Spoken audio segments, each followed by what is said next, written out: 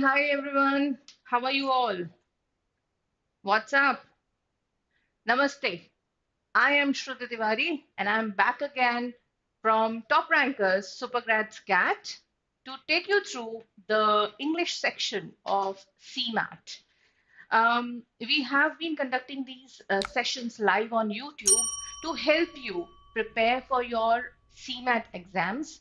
We have been conducting live sessions for CUET PG as well in all the three subjects, that is quants or mathematics, DI and LR, that is data interpretation and logical reasoning, and of course, your very own verbal ability or what you call in CMAT English comprehension.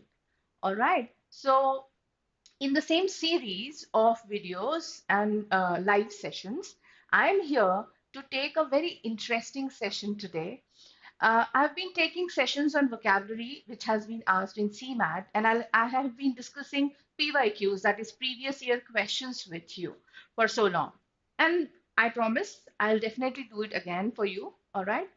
Previous year question solve करने से सबसे ज़्यादा confidence आता है. That is what I believe in.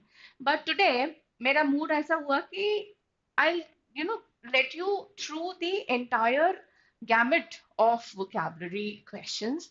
And आज थोड़ी बातचीत करते हैं कि why at all these questions are asked in your MBA entrance exam.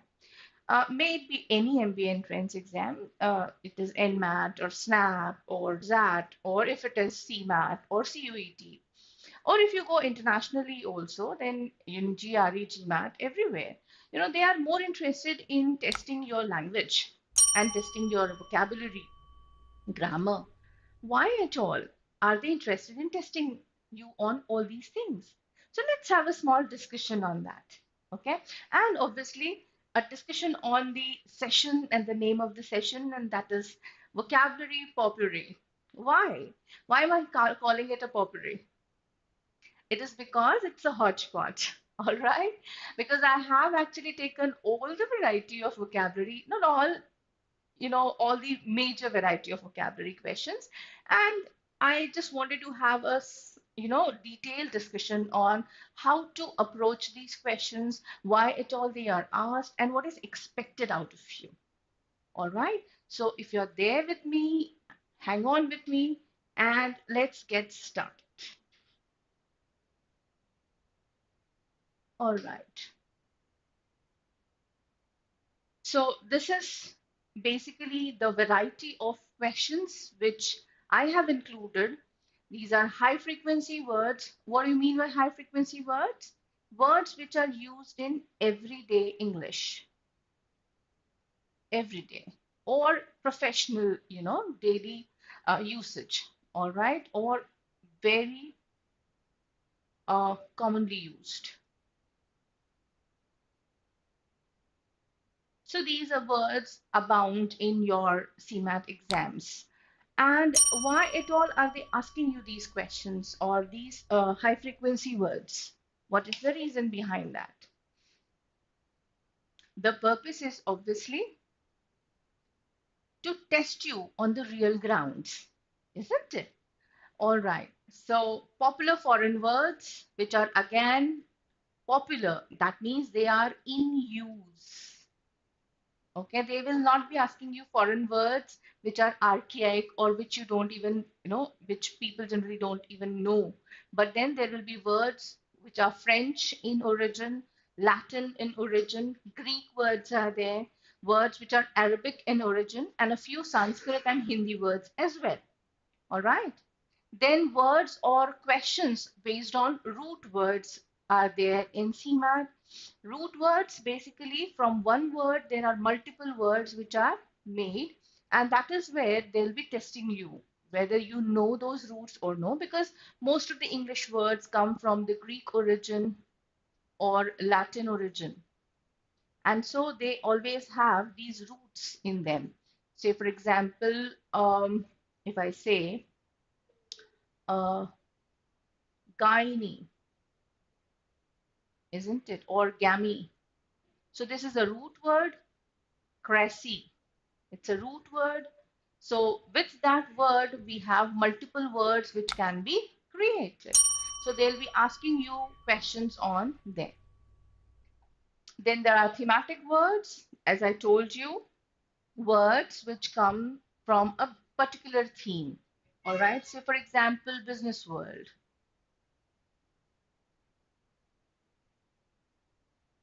or politics or maybe sociology or society or science and technology. Uh-oh. Science and technology.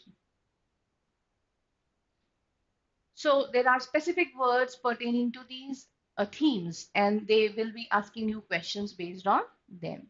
And then, of course, the confusing words or homonyms, which are often, people get baffled by them, people get confused with them, and hence these part an important part of the CMAT exams. So I've tried to cover most of these, all right, and then we'll have a discussion as to now the first question that comes to anyone's mind is why at all these questions are asked in CMAT, or in that case, any management entrance exam. What are they looking for? Why do they expect you to cram words? And do you actually need to cram words?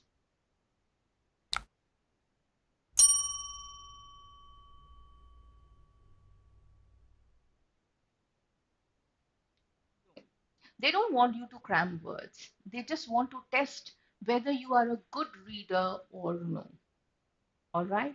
That's the only thing they want from a management trainee. Of course, you're going to a management school, a B school, a business school. So they don't want you to be authors. They don't want you to be writers or poets. They're not expecting you to be using flowery languages. But you also know that day to day conversation, when it comes to companies which are multinational companies, then the client is global. And hence, your day to day communication requires you to learn a global language that, of course, you know is English. For most of the countries of the world, okay, English happens to be the second language. And hence, that is a must for you to be comfortable interacting with people and to be able to comprehend as to what they are saying, isn't it? Second is that when you enter into business world, all right, you need to read a lot. You need to learn a lot. You need to discuss a lot. And for that also you need to read, isn't it? You have to take reference from other sources. And if you're not comfortable comprehending the things in bulk, then how will you do? How will you manage it? And hence they want people who are comfortable reading, who have that knack of reading.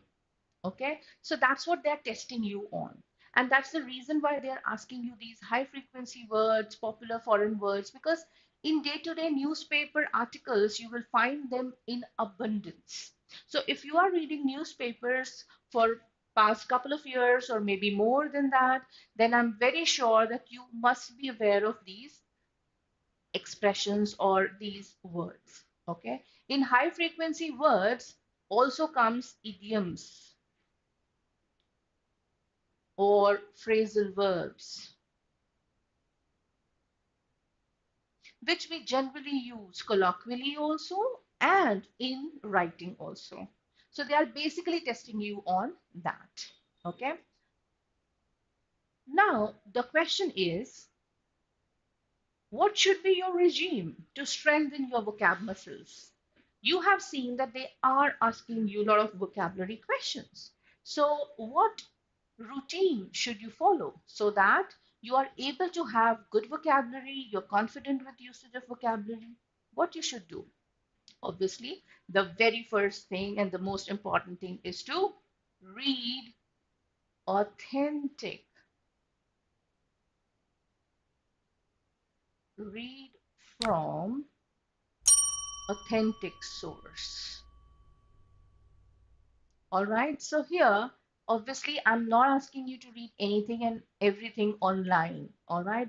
because not everything has good standardized English language used. So you should rely more on standard English newspapers, which we call daily. Okay, you can rely on the Hindu, you can take the Indian Express,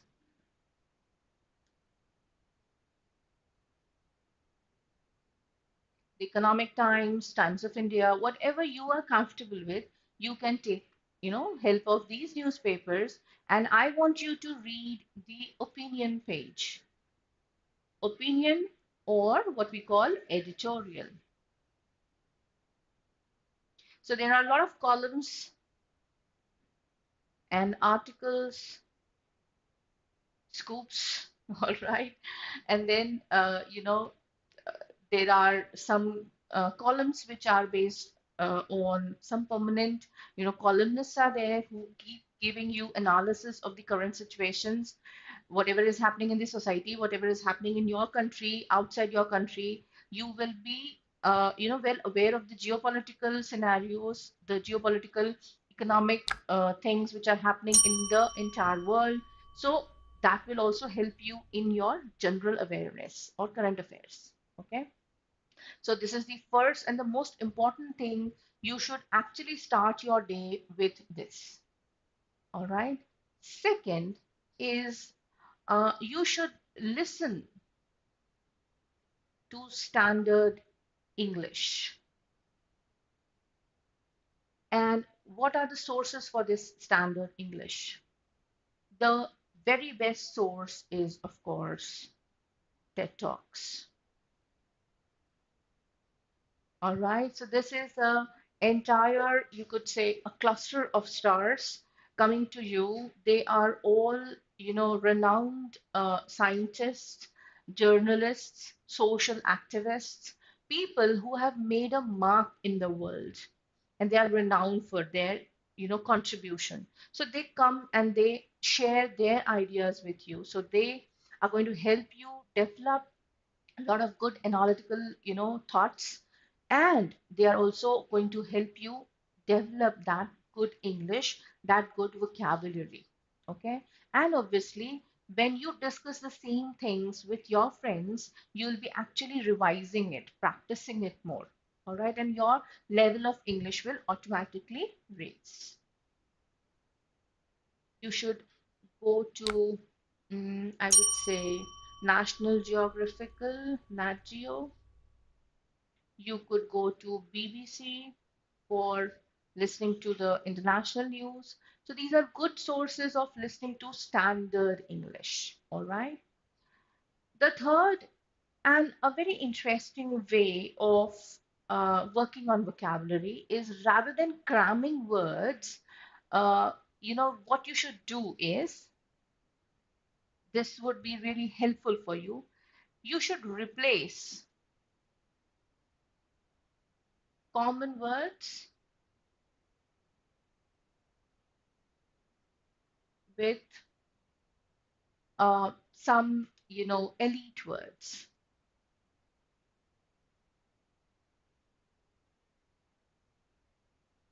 This is going to enhance your vocabulary in no time. Because if you keep on using in your day-to-day conversation, things like very good, very bad, very nice, you'll never be able to learn vocabulary. So you know, you should imbibe those good words which you have learned from the word list, or probably when you're reading, or probably when you're listening to good English. All right. And you should start, making that in a part of your daily conversation or a part of your discussion. All right. And then only you'll be able to communicate using that vocabulary. I'll give you an example of this. For example, if you want to say, or you want to compliment someone that you are looking very beautiful, say to your girlfriend, or maybe to some, someone. All right. So, or you want to say that it is you, something is very, very nice looking. Now, these are very ordinary words, very beautiful, very nice looking, isn't it? So rather than saying that, what you should say, of course, the very first word which comes to your mind is gorgeous. But this is again a common word. Okay, you can use gorgeous, but more than this, a very common word which is used for, women who look astoundingly, different. Astounding is also a word, but then we call them diva. All right. So they are very exclusive, exquisite.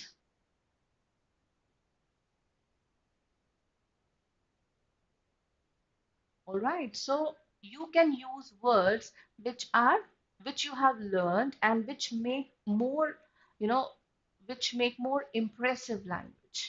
Rather than saying that this car is so nice looking or this is so nice, you can say it is splendid. This car is splendid, isn't it? You could say, rather than saying that, the movie was very funny, or Kapil Sharma का कोई episode तुमने देखा है, then you say that, it was very funny. The guests were really making a lot of, fun things. It was fun. So this is an ordinary thing. Rather than saying that, you could say,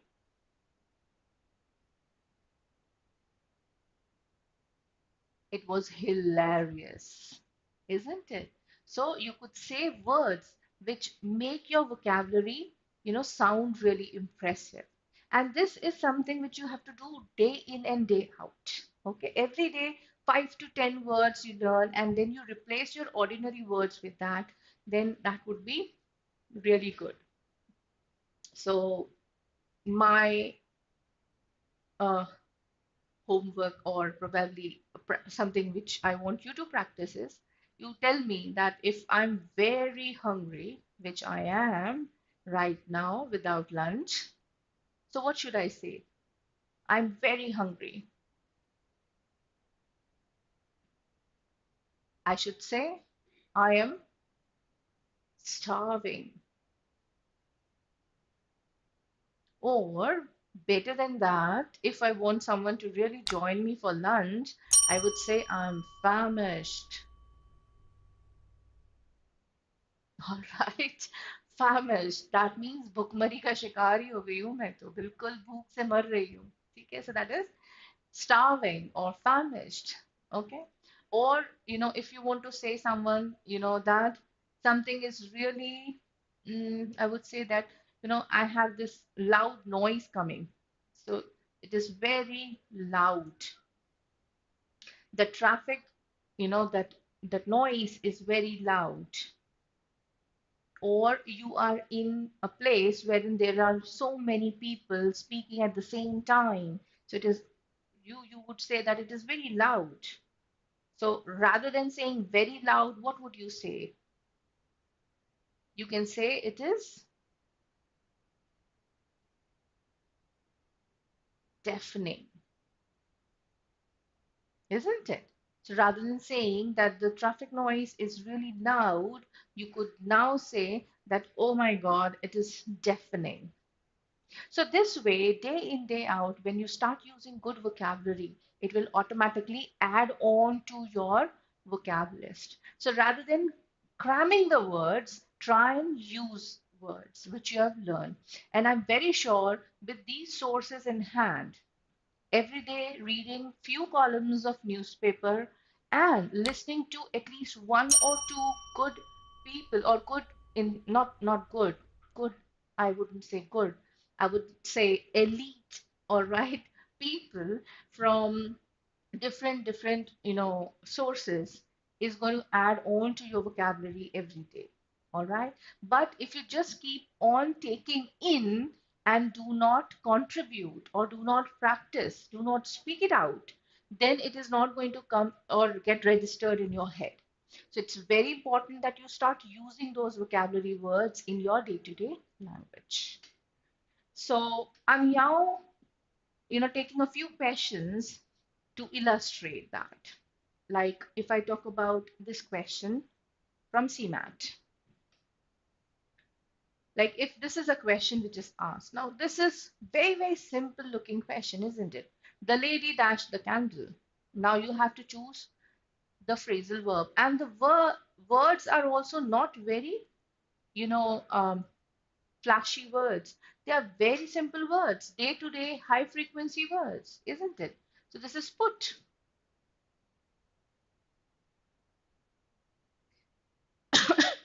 So what would be the correct answer here?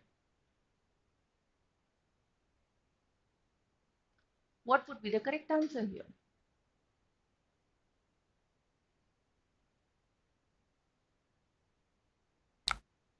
Put off? Do you put off the candle? Is this what is coming to your mind? Put away? Put by तो नहीं आ रहा होगा किसी के भी दिमाग में. Put out? Do you want to put out the candle? So are we actually getting into the literal meaning of these, or do they have some other meaning also? So what would be the correct choice here?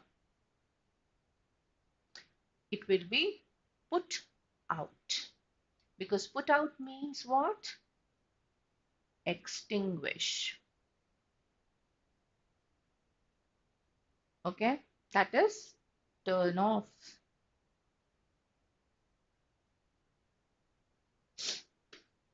All right. So if you want to put out the fire, you have to take quick action, isn't it? So that is put out. All right. But is that the only meaning this phrasal verb has? Does put out means only to extinguish fire? Here, yes, it means to extinguish fire. But what about other usages? This phrasal verb has multiple usages, and I'll tell you them one on one. What is put by? What is put away? What is put off? What are their meanings? Let's have a detailed discussion. So this is put out. So if we want to put out the fire, we must act quickly. So here this put out means what? It is extinguish the fire. आग को बुझाना. That is put out. Now that is one. This is another usage. Put somebody out. I hope our late arrival didn't put them out. I hope our late arrival didn't put them out. So put somebody out means what? It means to maybe cause inconvenience.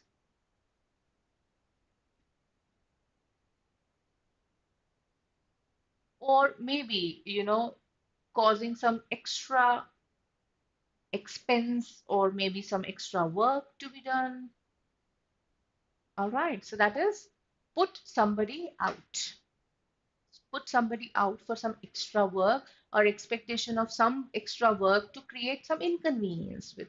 All right. Put something out. So obviously, when you are putting something out, that means you are putting something or you are throwing it away. All right. That means, have you put the garbage bin out? Or have you kept the towels, dirty towels out? That means you are placing it out of your home or probably out of the place. All right. Put yourself out for somebody. Put yourself out for somebody. For example, my mom is always willing to put herself out, trying to make everyone comfortable. So, what is the context here? My mom is putting herself out for making everyone comfortable. That means she's putting that extra effort.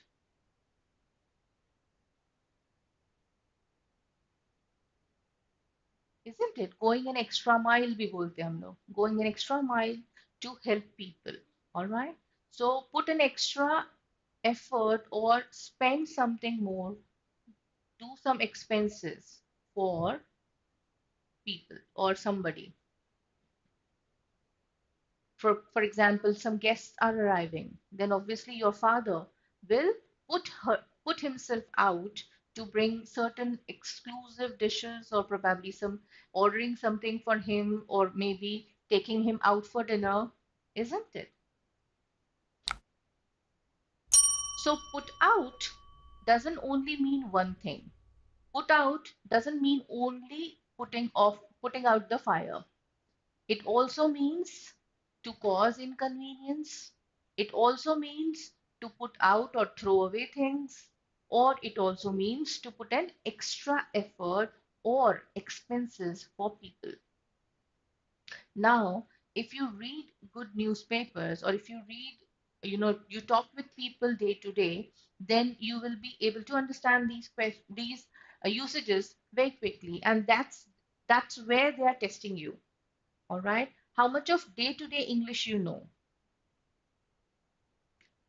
Put by. Now, put by, although it seems to have only single, usage, but it has actually two usages. One, of course, is put the vase by the table. That means ये table है. I am pathetic at drawing. This is the table, and you put the vase by the side of. So this is basically beside. All right, so put the vase by the table near the showcase. So put by means put by side.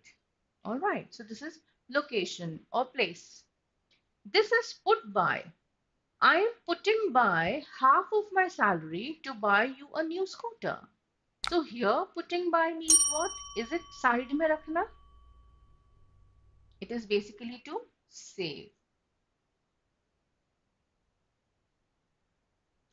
Maybe for a specific purpose or a particular thing.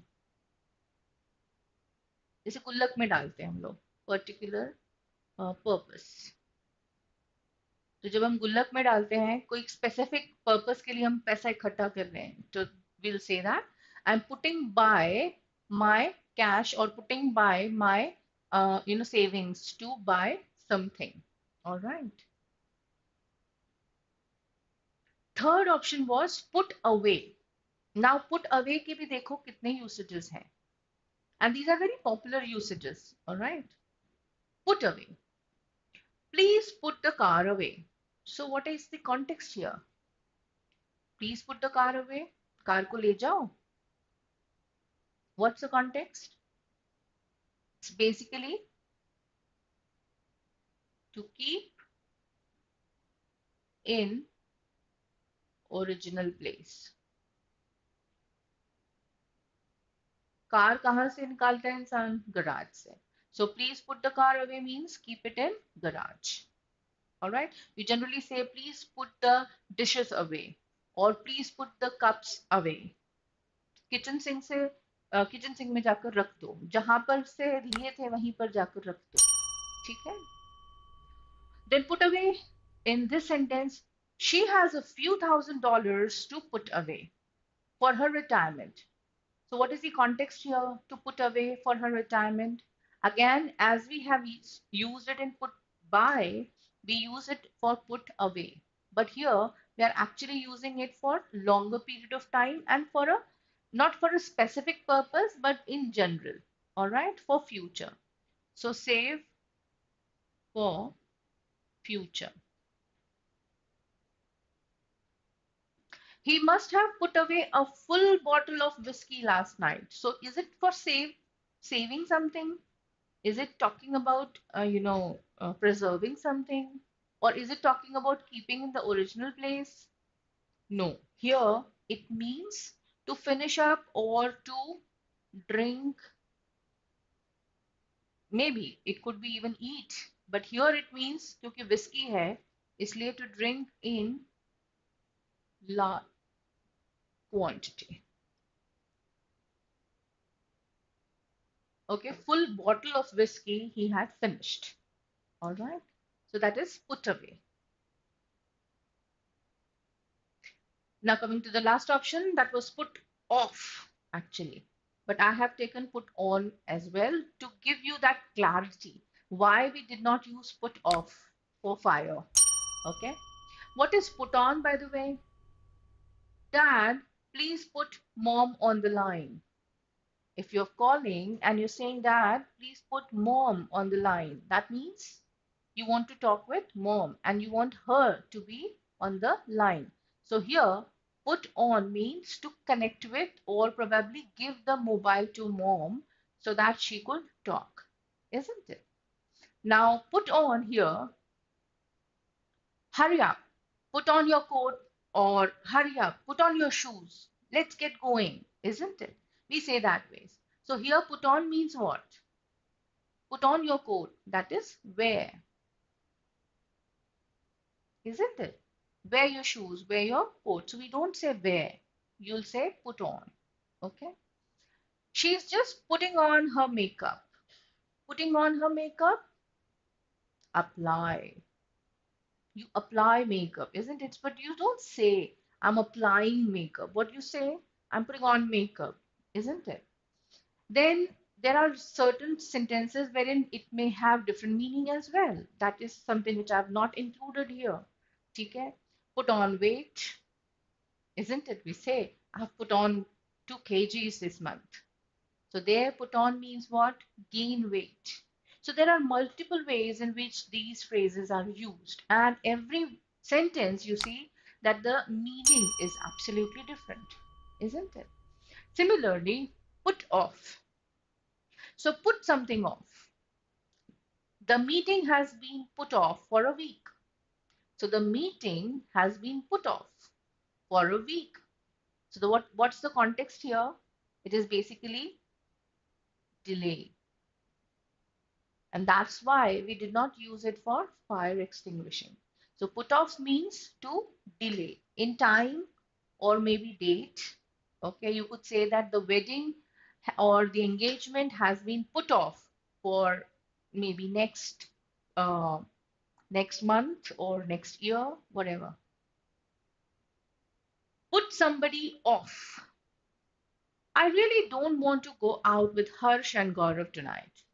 Can't we put them off? Now, what do you mean by put them off here?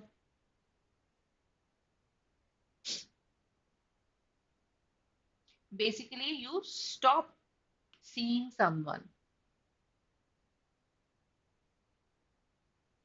all right, or maybe meeting someone until late later. Maybe in future you could meet them, but right now you don't want to see them. All right. So put somebody off. I really don't want to go out with Harsh and Gaurav tonight. Can't we put them off? All right. Put somebody off something. That means what? Say for the sentence. Once she's made up her mind to do something, nothing will put her off. Once she has made up her mind to do something, nothing will put her off. What is the meaning here? It's basically distract or maybe taking away the attention, isn't it? So once she has made up her mind, nobody can distract her. All right. So you can see that put on has so many usages, put off has so many usage. We have seen put out, put by, put away, and with matlab, this is not the limit. I mean, these are the not only the 4 or 5 phrases which we can make it with put. We can have multiple usages of put. All right. Now, what I actually expect you to do is how to prepare for these. You can refer to dictionaries or you can actually go to phrasal verbs. You know, there are books for phrasal verbs or there are worksheets or newspapers and dictionaries. So whenever you solve these PYQs of CMAT, and you come across this kind of question which is based on high frequency words or phrasal verbs or idiomatic expressions, don't just solve it there and there and look at the explanation which is given and that's it. No, don't stop there. All right. Actually, go beyond that. Refer to dictionary, see what all multiple usages it has. Look for same things in other worksheets, all right? Explore it on online or probably you can go on newspaper reading and you will be surprised to know that for one particular phrasal verb there are multiple usages. With everyday workout, all right, you'll be becoming more confident about the usages. Now let's move on to the next variety which is asked in CMAT, and this is homonyms or confusables. All right. Now there are words which sound very similar. All right. But their meaning is different. Okay. So, for example, descent and descent. Spelling is different, but usage is spelling is also different, but the sound is same. The pronunciation is same. For example, rain and rain. Again, spelling is different, meaning is different, but pronunciation is same. So you have to identify which word would fit which blank. I'll give you some time to solve and then we'll have a discussion on that. If you know the meaning of these two words, then you'll be able to solve it very quickly.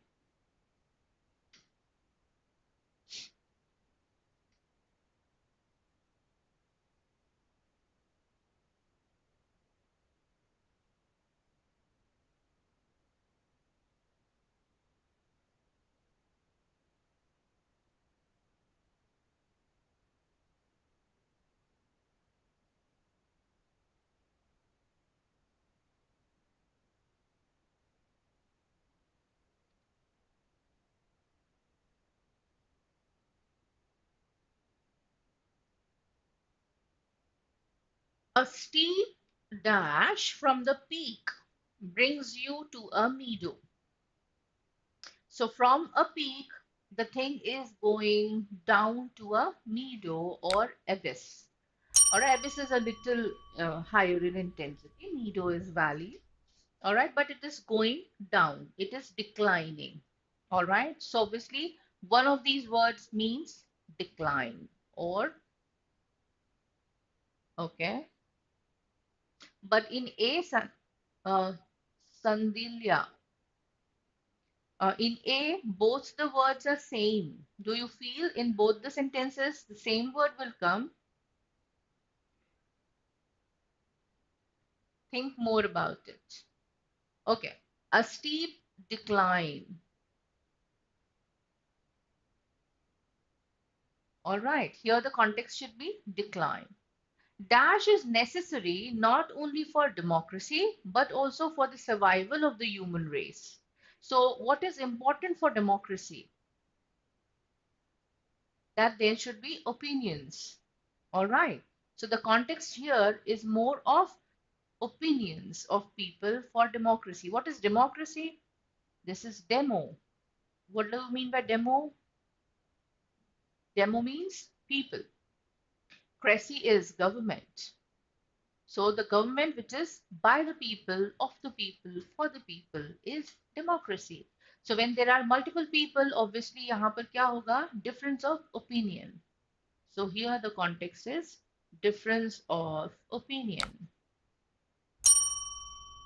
So that means one word means decline and another word means difference of opinion. Now you tell me which one is decline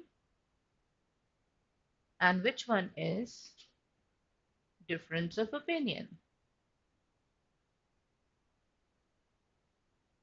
And the moment you have the idea about this question is, you know, a popcorn for you.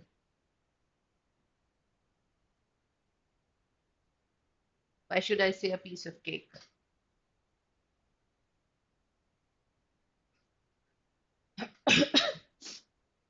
So this descent means a fall,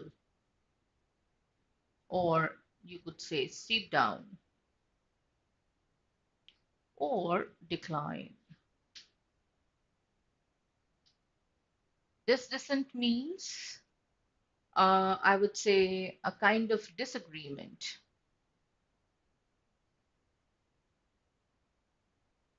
Disagreement, not in general sense actually, but disagreement with officials. That is what we call a dissent. All right. In general, when we have disagreement with people, we don't call it dissent. All right. It's kind of difference of opinion or discord.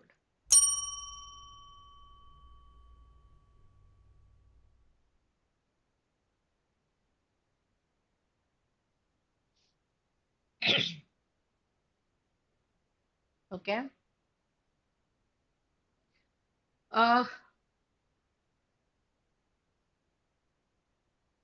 this dissent also is in the sense of the lineage. It is also in the sense of, coming down, but see, from forefather to great grandfather to grandfather to your father, and now you are there. So these are generations one, two, three, four, five. So this is what is called descent, the lineage, the genetic lineage also is called a descent. Like we say, he is of an Indian descent, or he is of Russian descent. All right, so belongs to Russia, or his forefathers were from Russia. And this dissent is more in the sense of disagreement with the officials. Whenever you are, sitting in a meeting or you're waiting for an approval, probably. All right, so you would say that we were expecting approval wholeheartedly. All right, but a couple of officers had voiced their dissent. So we could not have approval. We were waiting. All right.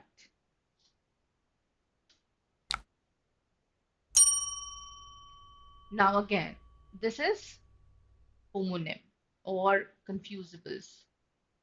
Complement and complement.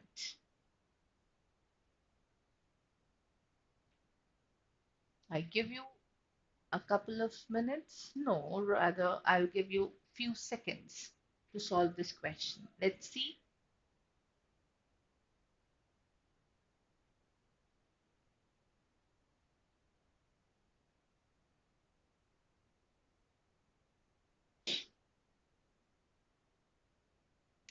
These are two words. Newlywed. No, this is one word. It should be two words actually. Newly wedded.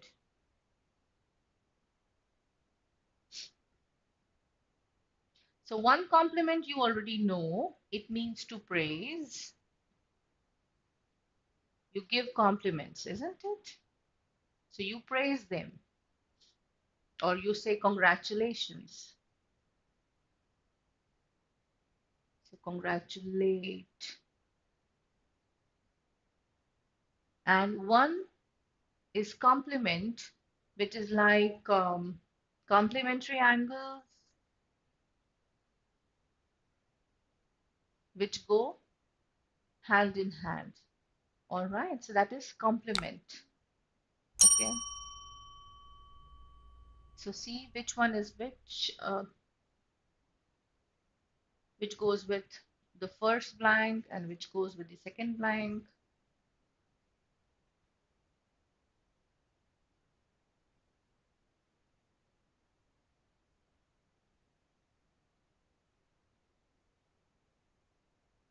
There is a complimentary gift which is given by the companies. So which complimentary gifts they give? This one or this one?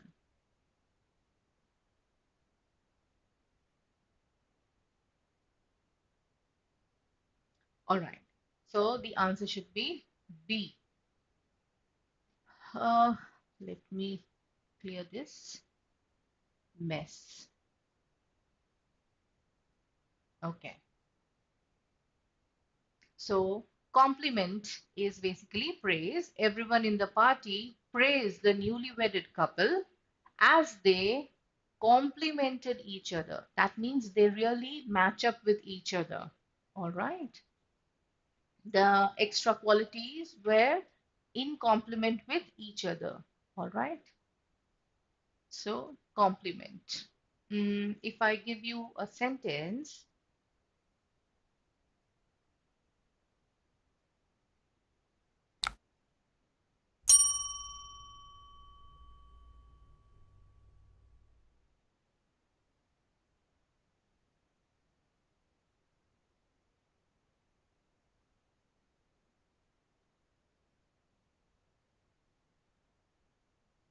what would you, which compliment would you add here in the blank? Would you want to praise that person, or would you want to, say that it is well suited?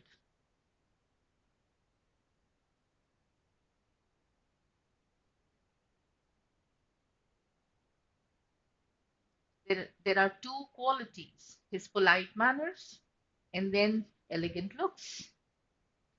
So they suit very perfectly or match perfectly with each other. So this is compliment. But if someone is looking beautiful or elegant, then obviously you will say that he got many compliments for his elegant looks. Then it would be this compliment. Okay. Now, next variety.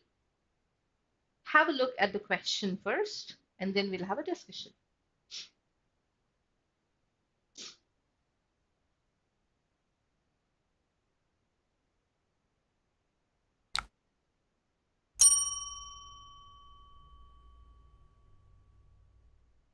Basically, these are all popular foreign words. These words are foreign words, they are not from English, but they are as much a part of English speaking nowadays, all right, as is English or English words. And they are very popularly or commonly used in newspaper writings, columns, etc. So you have to match the word with its meaning.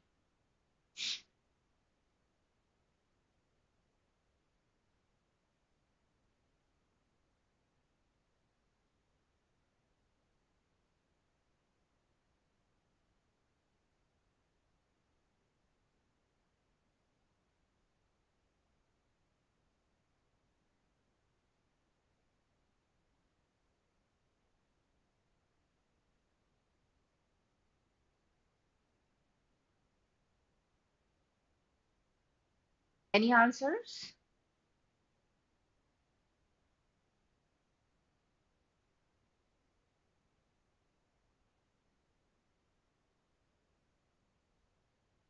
So this is a fiesta. Fiesta festival. Largely, it is a kind of, a festival which is with parades, all right, or there is a lot of decoration on the road. जैसे गणेश उत्सव के समय होता है हमारे यहाँ पे, तो झांकी निकलती है, ठीक है, there is a parade which is going on. So that celebration is called fiesta. All right. Then this is what's populi or populi, whatever you want to call it. Some call it populi, some call it populi, vox populi.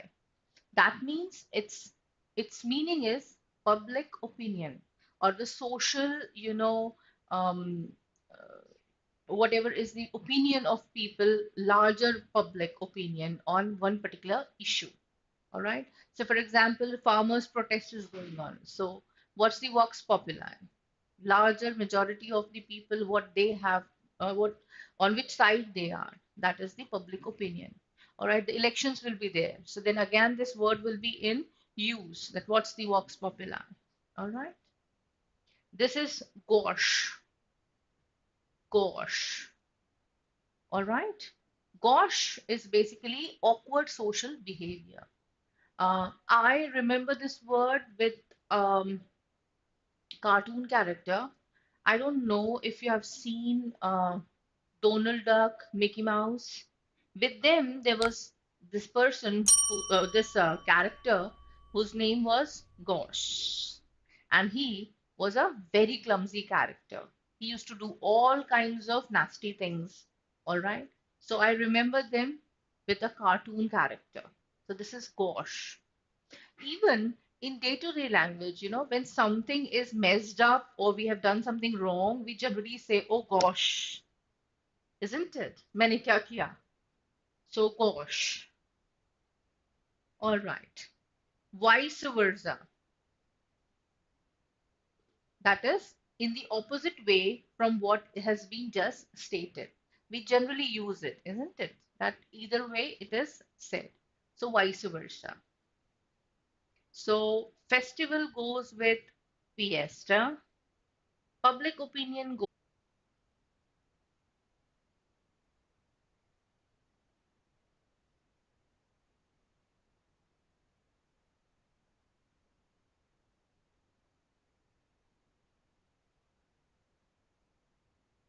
All right. So let's move to the next question.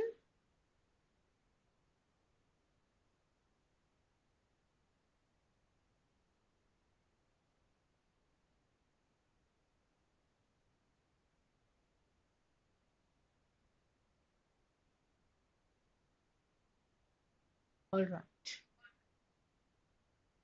Now here's another question. There is dash on earth. I would dash here. Now this is a very, very simple question. There is no word which is very difficult to understand, but here they are actually testing you on proper sentence structure.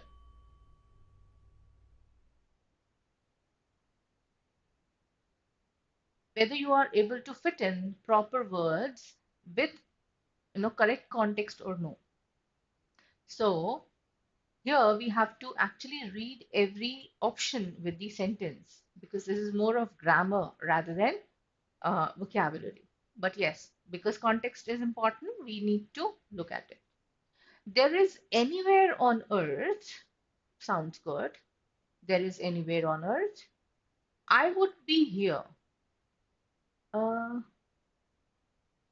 यहाँ पर अगर if होता, if there is anywhere on earth, I would be here, then it would sound correct, but not without if, because there is no condition here. All right. So this could have been the answer, but doesn't suit the sentence right now. There is nowhere on earth I would rather be than here. There is nowhere on earth I would rather be, rather के अलावा, या actually it is contradiction which is expressed in with rather. So इसके अलावा और दुनिया में मतलब इस धरती पे कहीं और रहने की इच्छा नहीं है. So there is nowhere on earth I would rather be than here. This sounds pretty good. There is anywhere on earth I would love more than here. Doesn't make sense. All right. There is nowhere on earth I would want to be here. Again, doesn't make sense. So the only answer which is left is B. All right. हाँ, अगर sentence में यहाँ if होता तो A would have been the correct answer. If there is anywhere on earth, I would be here, or I would prefer to be here. All right. So अगर दुनिया में कोई और जगह है, मतलब कोई भी जगह है, तो वो सिर्फ ये है जहां पर मैं रहना चाहता हूँ, और कहीं पर भी नहीं. So this is basically English, usage.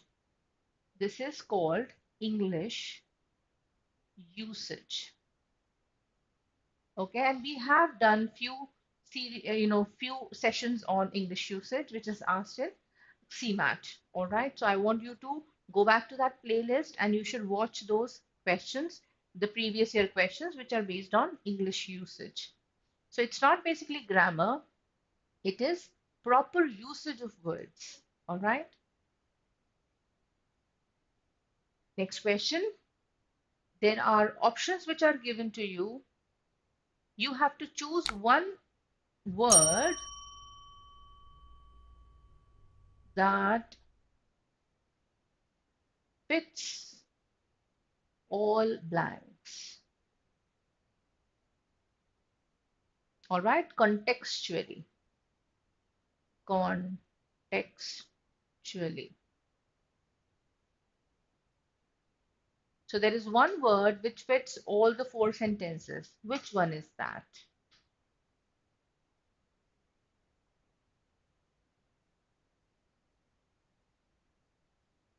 Is it convenient?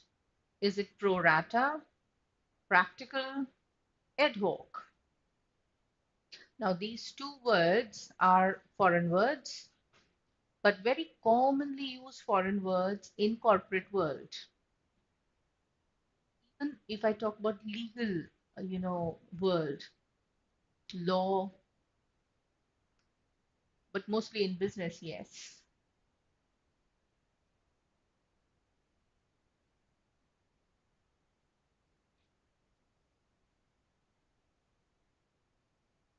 The council meets on an dash basis to discuss problems.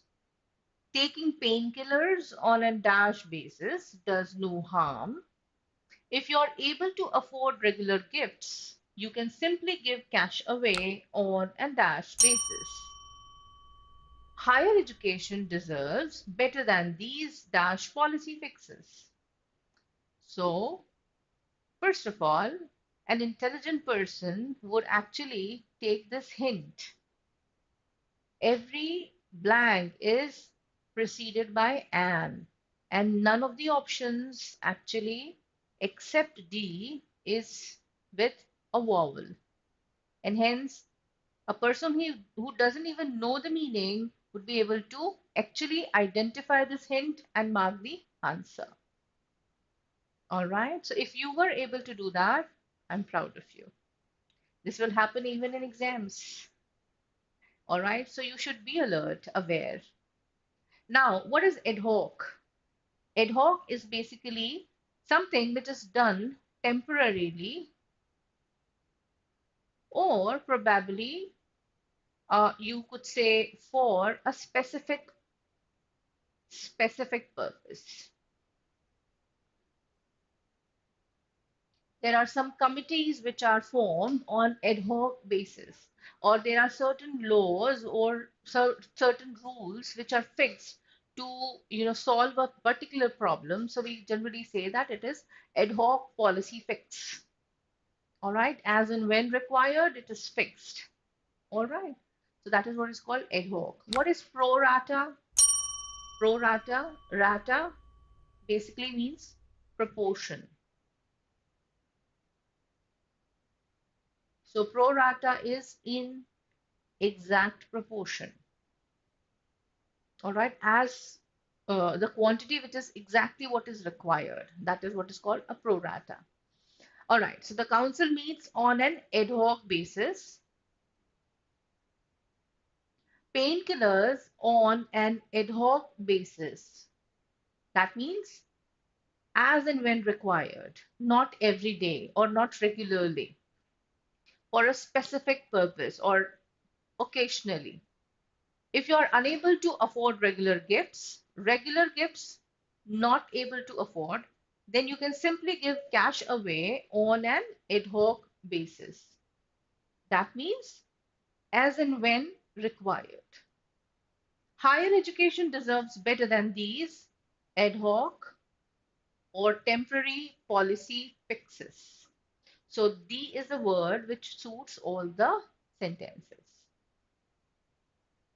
So that's all for today. I hope you enjoyed the session. I hope we had great discussion.